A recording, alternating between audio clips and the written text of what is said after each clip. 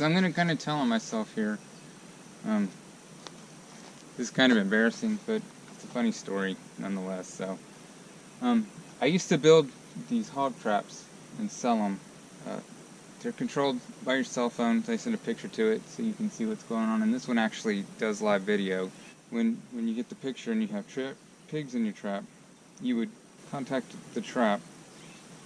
So in this case, I have a little app here where I would go and have this little button here and push this, and that's what's supposed to happen. So the last 3 or 4 nights, I've had a boar coming in here, a lone boar, pretty good size. And usually when you see a boar by himself, you're just going to have the one. So I've tried to close the door. What's happened is that the door's been caught on this little weld, and so it didn't close. So basically 3 nights in a row, I've hit the button. The motor's run. It's released the lever, but the door has just sat there. So last night, I'd gotten really kind of frustrated because, you know, I'd been messing with the door and trying to get it set so that it would close correctly. And I thought I had it yesterday for sure, but sure enough, I hit the button. It made, you know, it did what it was supposed to do. The pig looked at the door because he could hear the motor run to retract that tripwire, and the door was still set and open. So I decided, you know what, I'm gonna just go ahead and come on and stalk down here and shoot the pig in the trap, because I had another group of 5 pigs that the night before last came in after he was in there, and I really wanted to trap the 5 instead of just the 1, 'cause, you know, it'd make a bigger impact on the population. Came down here, put a sneak on. I stopped, drove the little buggy most of the way and stopped about 100 yards before the trail that comes down to here, and snuck the rest of the way. And as you can see, you have to get pretty close to be able to see the traps. So I snuck in pretty close. I was actually right here, which is maybe 20 yards away. So it was a perfect stalk. I mean, he never heard me coming, and it was a really quiet night. Not much moonlight, and a really overcast today. So I got snuck into there. It was probably about 11:30 or so. I had the night vision scope, and I picked it up, you know, and got sighted in. And he was standing in the trap, looking right at me. I guess he'd heard a footstep, but not enough to really startle him, just enough for him to look, you know. But pigs, they don't have really great eyesight in the daytime. It's even worse at night. So he's looking right at me. So I got a perfect shot right here between the eyes. And, you know, I steady myself and squeeze the trigger and click. Nothing happens. So he just stands there looking at me, and I'm looking at him. And, you know, I need to put another round in the chamber, or put a round in the chamber to try and take another shot. But as soon as I start doing that, it makes too much noise. And he just kind of walks off this way, off into the brush, and that was it. What happened? I used the mag pull mags with my AR, and if any of you use the mags, you know that they're pretty tight in the mag well, and you gotta really slap them in to be able to catch that first round. And I guess I didn't slap it enough, and I know this is an issue. So most of the time, what I'll do is I'll pull the bolt back a little bit to check that there's brass in the chamber before I shoot at anything. But last night I was just frustrated that this door hadn't closed again, and I was kind of off my game, so I didn't check, and sure enough, it bit me in the butt. About an hour later, the pig came back. He was in the trap, but, you know, I'd set the notifications on the phone to vibrate because my wife was in bed with me, and I didn't want to wake her up, and vibration didn't wake me up. So anyway, he came back, so I'm sure he'll come back again tonight. So I'm going to go ahead and fix his door correctly.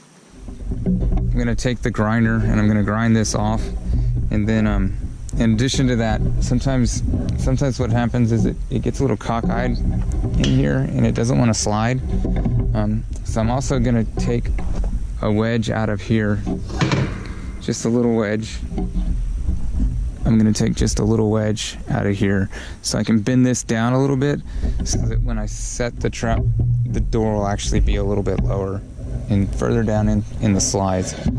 And that'll solve the problem for good, and I really should have done that to begin with, but yeah, that's what we're going to do. We're going to go ahead and get this taken care of, and then hopefully tonight he'll come back and we'll get him trapped. So since this really isn't much work, I'm just using the battery grinder instead of bringing the generator down here. Hopefully this one battery will be enough to do it all. It should be. It's not.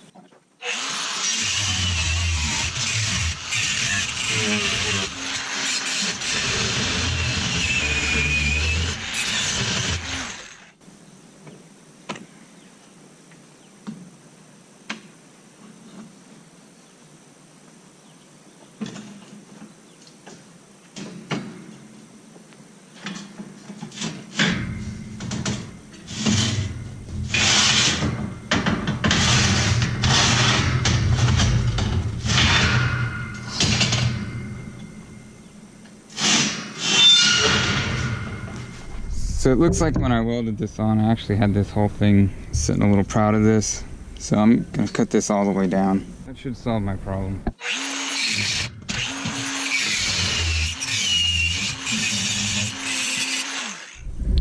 So this takes care of that. See, it's flush all the way down now, so that won't be a problem. So what I'm going to do now is I'm going to cut a slight wedge out of here so that when I set this trap, it'll allow this lever to hang a little bit lower, not the trap's a little lower.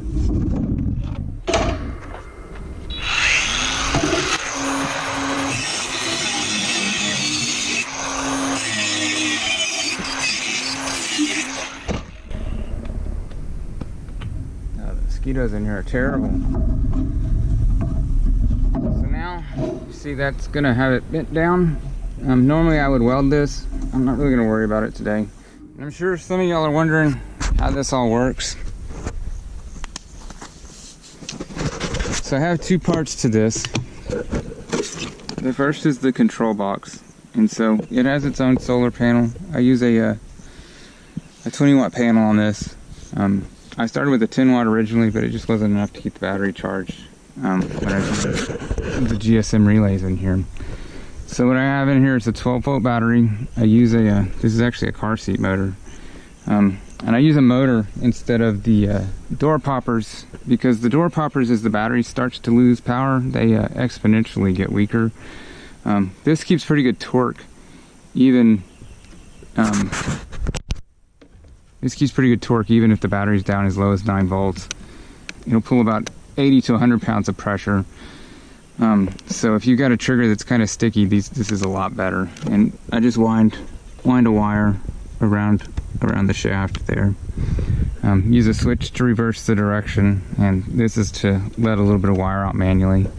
So I used to use a GSM relay here, which before there was really good data options. And you would just place a phone call to it and would close it. But I'm using a Wi-Fi relay now.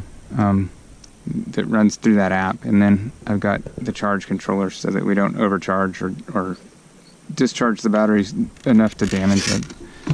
So for the camera, I have the camera back here in the back, and I'm just using a Reolink camera. This is just a Wi-Fi camera, and Reolink, their app seems to work pretty good, and it does a good job with the push notifications.